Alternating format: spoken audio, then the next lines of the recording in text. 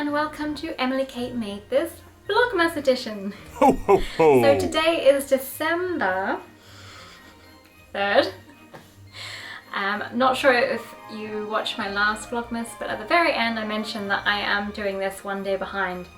So you'll be watching this on the 4th, but it's actually the 3rd for me, because there was no way I could record everything and edit and upload it all in the same day. So that is why we're one day behind. So, what have I been doing? Not a lot today. I went for a walk and it's snowing. Oh, it's snowing. I'm so happy. So I've inserted some footage, or I will during this, of the snow. And I also wanted to give you a sneaky peek view. Those of you who watch my regular episodes will know that I'm knitting my husband a sweater for Christmas. And I have not been showing you the secret part of it. It's the Flax sweater by Tincan knits, but I added some colourwork. And I did hint to you on episode 28 that I just posted last week that it's somewhat slightly childish perhaps, but he asked specifically for this pattern. So I obliged. And I will show you before I show my regular viewers. I'm sure most of you are my regular viewers, so it's alright. Are you ready to see my epic colourwork? Not that I'm building this up at all. Ta-da! I've got really bad lighting, which is bothering me. I keep sitting directly under my light bulb, which just throws all these shades across everything I'm trying to show you. But hopefully you'll still get the idea.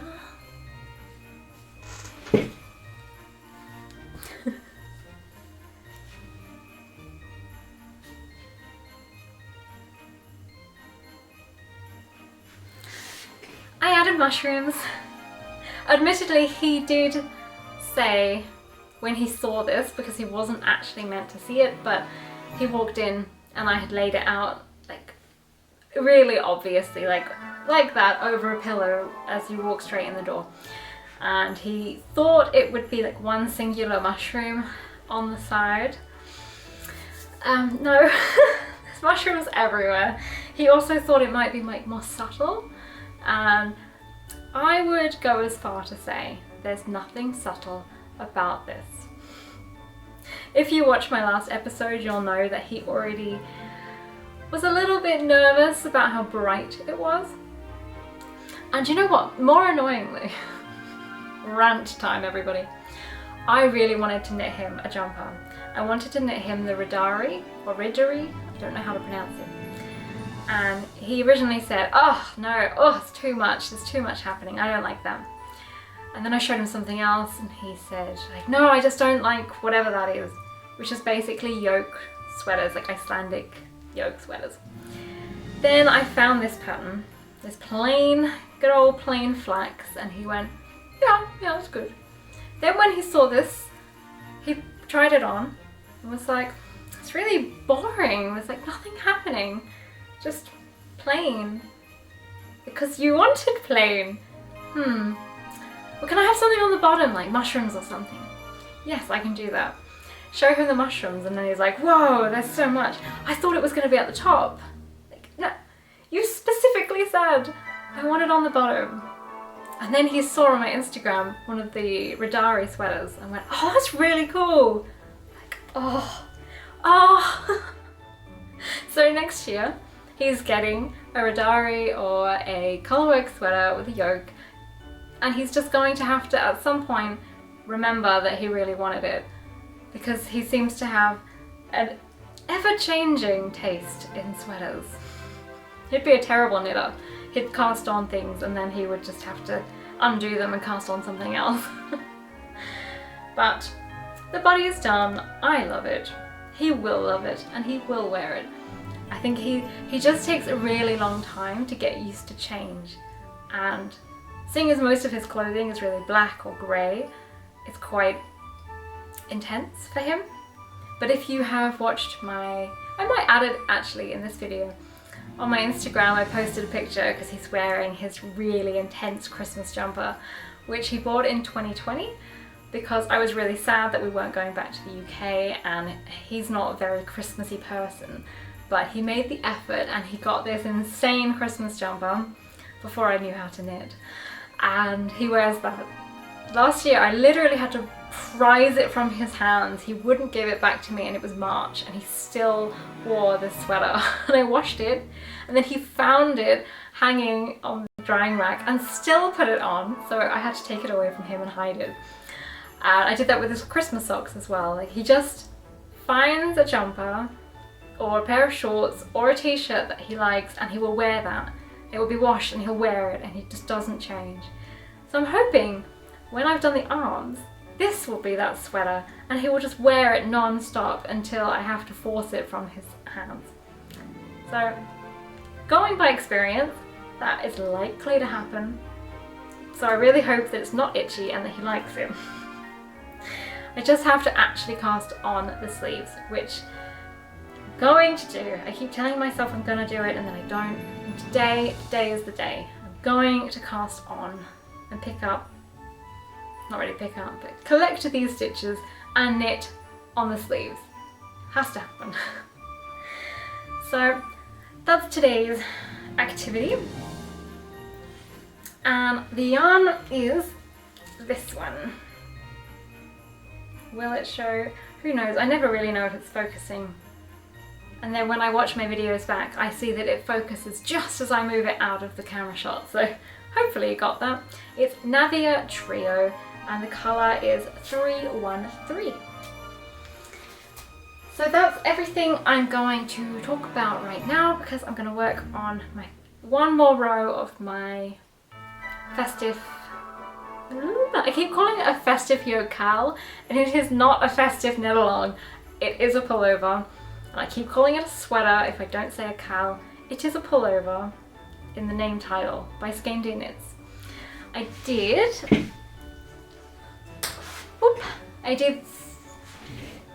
5, I think 4.5 or 5 rows yesterday. I am in the middle of a row, but I've got my tree. I've just done this little intermediate pattern, and I am starting on a reindeer. So I'm hoping by the end of the day I'll have at least some of the reindeer, if not all of it. I'm being very hopeful here.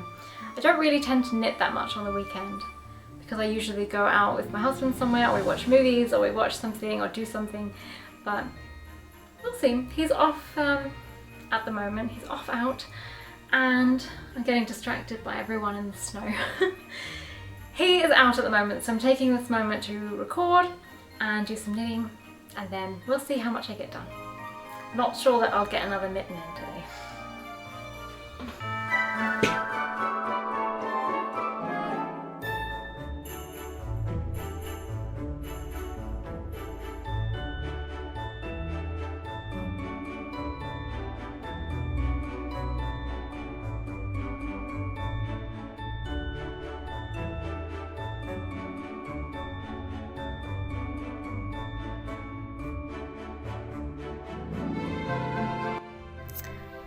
Welcome to Emily's knitting, where she totally misreads the instructions, and instead of doing 16 or whatever it was, I can't remember now, of pearls, she did the whole sleeve in pearls.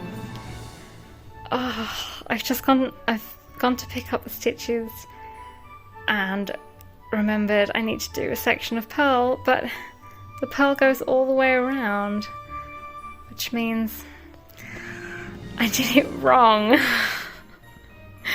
Oh, this jumper's trying to kill me.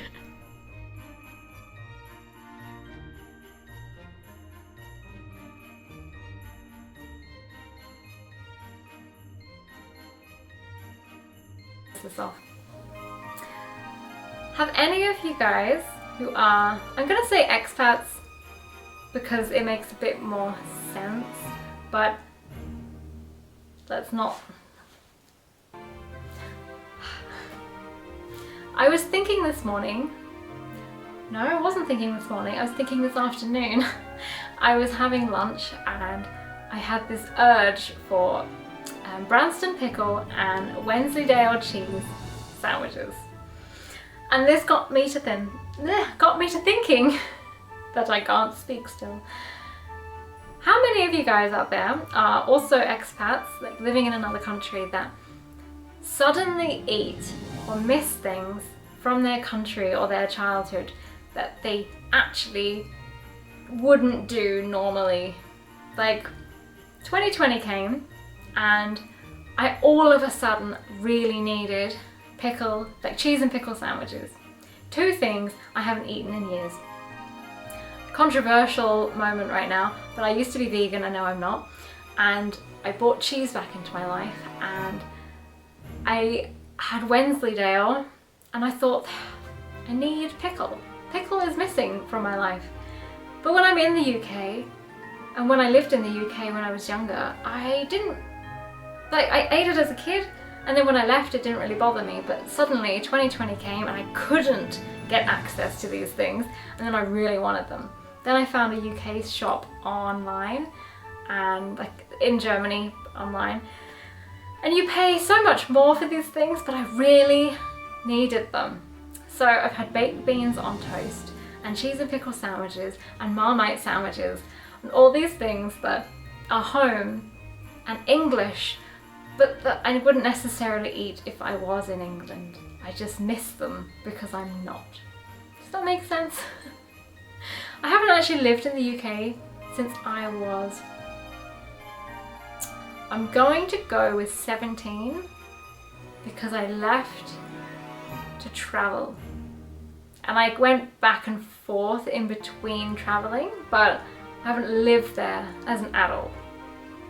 Which I also find a bit strange, because sometimes people ask me, oh, what is it like in the UK for this or this or this, or just general English questions, and I have no idea. And the majority of the people I talk to are people I met through traveling, and I lived in several countries, so I do have friends in the UK, but when we chat, we're school friends, we talk about, I don't know, we just talk about life. We don't talk necessarily about political situations or typical British things for me to know the answers to any questions. I feel like I'm rambling. I do have a point, but I can't actually articulate my point. Maybe I should just stop talking and knit. But yeah, basically I'm missing things that I don't actually ever really do, and so I'm doing them now. I wanted to go home for Christmas. Right now I can't really remember why. Like, I know why I'm not going back, but it feels like so irrelevant right now. It was basically for the whole the C word. Didn't want to get that again when I visited UK, didn't want to get stuck with other lockdowns, I didn't want to make anyone sick at home, I didn't want the stress of will they not let us have Christmas, because that happened before. I don't know if it was last year or the Christmas before, when we were told you could have Christmas, and then like 3 days before they were like, no, we're banning Christmas.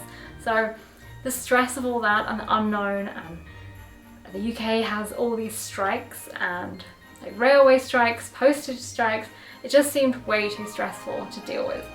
But now that it's December, I'm like, I want to go home, I want to see my family. So I guess that's why. I'm also drinking black tea.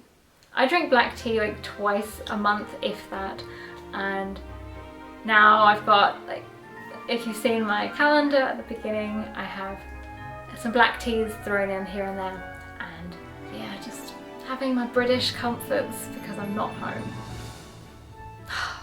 It's basically the only time I go to the UK is Christmas, so that, like, December is English in my brain.